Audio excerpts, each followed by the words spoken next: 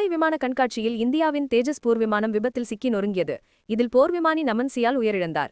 கோவை சூலூர் விமானப்படை தளத்திலிருந்து கண்காட்சிக்கு சென்றபோது இந்த சம்பவம் நடைபெற்றுள்ளது. நமன் சியால் குறித்து மேலும் பல்வேறு தகவல் வெளியாகியுள்ளது. துபாயில் சர்வதேச விமான கண்காட்சி நடைபெற்றது. கடந்த நவம்பர் 17ஆம் தேதி தொடங்கி 21ஆம் தேதி வரை 5 நாட்கள் இந்த நிகழ்வு நடைபெற்றது. முதல் 4 நாட்கள் எந்த பிரச்சனையும் இல்லாத கடைசி நாளான நேற்று ஒரு அதிர்ச்சி சம்பவம் நடைபெற்றது. பல்வேறு நாட்டின் போர் விமானங்கள், தனியார் நிறுவனங்கள் கலந்து கொண்டனர். இதில் 1 லட்சத்திற்கும் மேற்பட்ட பார்வையாளர்கள் கலந்து கொண்டனர். இந்திய விமானப்படை சார்பில் தேஜஸ் விபத்தில் சிக்கி நொறுங்கியது.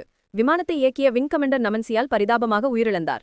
இந்த விபத்து தொடர்பான பதைபதைக்கும் வீடியோ வெளியாகி அதிர்ச்சியை ஏற்படுத்தியுள்ளது. தேஜஸ் விமானம் கடந்த 2016ஆம் ஆண்டு அறிமுகப்படுத்தப்பட்டது.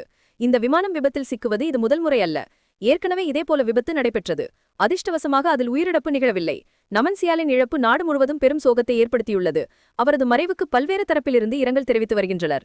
நமன் சியால் ஹிமாச்சல் பிரதேச மாநிலம் கங்ரா மாவட்டத்தைச் சேர்ந்தவர். அவருக்கு வயது 34. சியாலின் மனைவியும் இந்திய விமானப்படை அதிகாரியாக உள்ளார்.